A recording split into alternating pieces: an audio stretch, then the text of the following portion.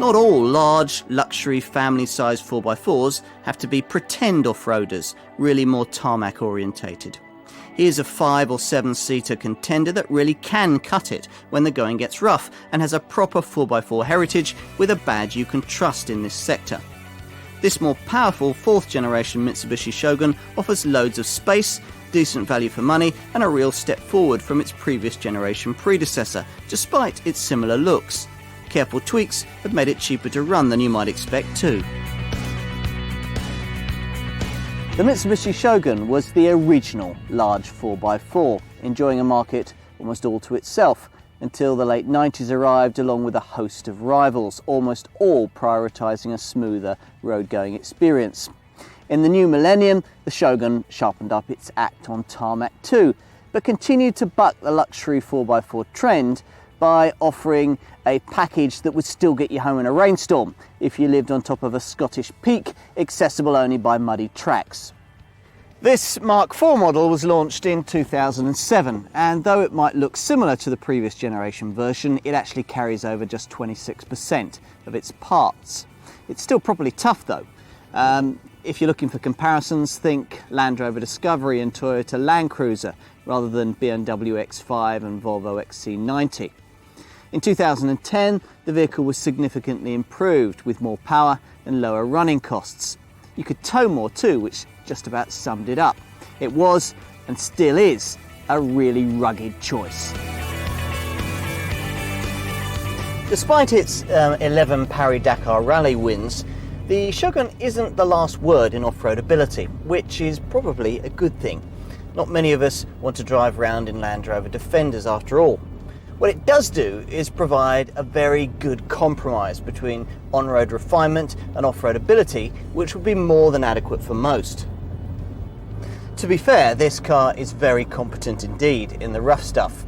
The Shogun uses an AWC all-wheel drive control system, which works in tandem with Mitsubishi's clever Super Select 4.2 transfer case.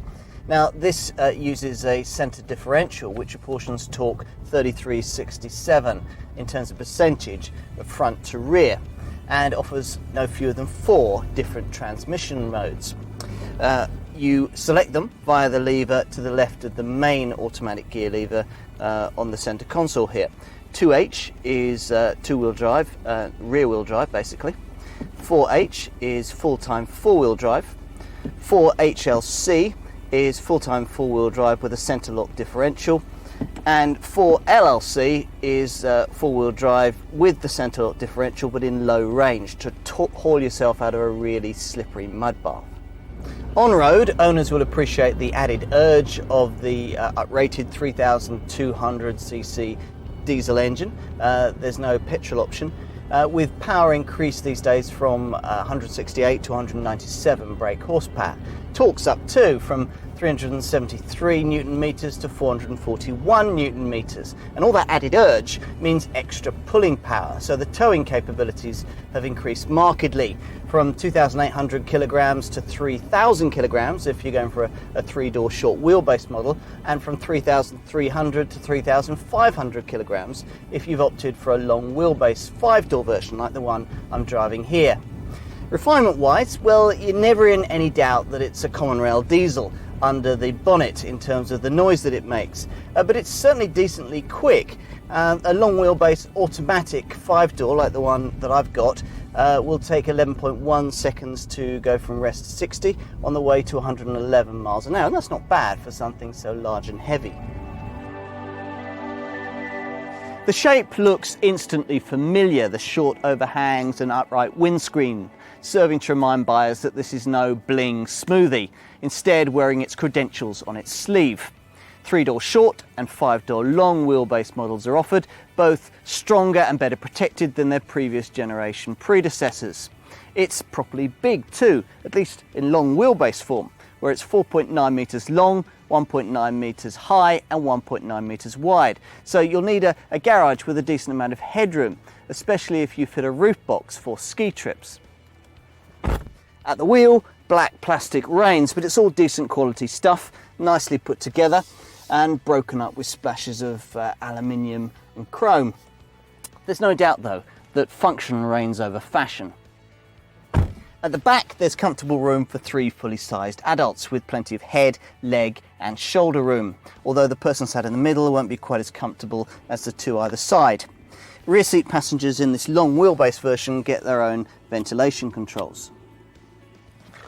Mitsubishi's innovative hide and seat system quickly converts the long wheelbase version from a 5 to a 7-seater through seats that cleverly fold out of the floor, and within a few minutes you've got a 3rd row seating complete with its own integrated head restraints. Once these are in place, then they're relatively easy to reach, and though the seats are really best left to children, 2 full-size adults will be reasonably comfortable on short journeys. In terms of luggage space, go for the short wheelbase version and you've got 1,120 litres of space to play with. But if you've got the long wheelbase 5-door that we're looking at here, that figure's boosted to 1,790 litres with all the seats folded flat. The Mitsubishi Shogun is fairly unique these days in offering a short wheelbase 3-door option priced in the £27,000 to £30,000 bracket. This long wheelbase 5-door really prices start from about £30,000 and range up to about £38,000. Now, this car's most obvious rugged rivals are Toyota's Land Cruiser 3-litre D4D and Land Rover's Discovery 4, which respectively cost around £3,000 or £6,000 more in their most basic forms than an entry-level long wheelbase Shogun. Now, it gets even better too from Mitsubishi's point of view, because the Toyota and the Land Rover plusher versions of those cars retail mainly in the £40,000 to £50,000 bracket, making this Shogun look very good value indeed. Whether you choose a short wheelbase 3-door Shogun or a long wheelbase 5-door version with either manual or automatic transmission, there's just a single engine choice.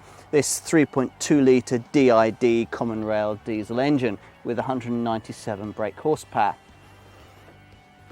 Now, whichever variant you end up with, equipment levels are pretty strong. You get alarm and keyless entry, roof rails, heated front seats, power windows and mirrors, climate control and 18-inch alloy wheels. Safety-wise, there's twin front, side and curtain airbags.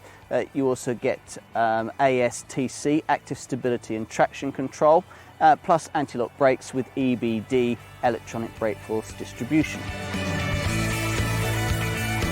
Now, mindful of improvements made by rivals in this area, Mitsubishi has worked hard to get Shogun running costs down in recent times, and that's been no small task, given that both power and torque have increased by a full 18% in the case of the long wheelbase model that I'm testing here. It's a car with a fairly hefty curb weight of 2,300 kilograms, and that's something that takes quite a lot of energy to get moving.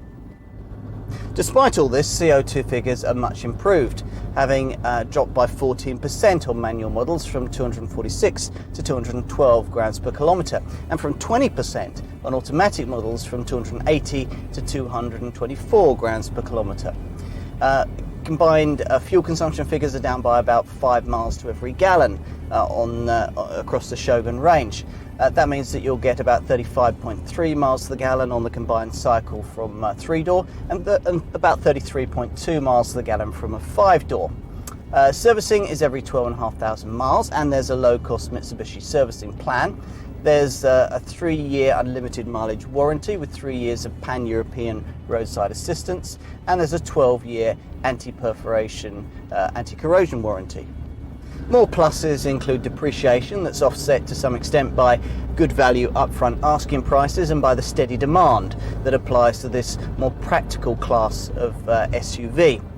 It's less susceptible to the vagaries of fashion than more lifestyle-orientated 4x4s. And the same really applies to insurance, which is also pretty good value, thanks to the fact that Shoguns tend to be purchased by more mature customers who don't tend to park them outside nightclubs. So the groupings are between 13 and 15. The Mitsubishi Shogun occupies a small but vital niche in an ever-evolving 4x4 market. As sales of the more ostentatious cars wane in favour of more environmentally responsible transport, there will remain a core requirement for an all-weather, all-terrain vehicle that can tow, fulfill the family responsibilities and not be too precious about things in the process. The Shogun discharges these responsibilities with the minimum of drama. This fourth generation car brooks no great surprises, but in many ways familiarity has bred respect for Mitsubishi's low-key approach. Solid engineering, a thoughtful compromise between off-road durability and on-road refinement, and value pricing all combine to make sure that what many consider a throwback is in fact a vehicle of keen relevance. I'd be prepared to bet that Shoguns will still be in British dealerships long after Porsche Cayennes and Range Rover Sports are distant memories. It's a solid proposition from a solid brand.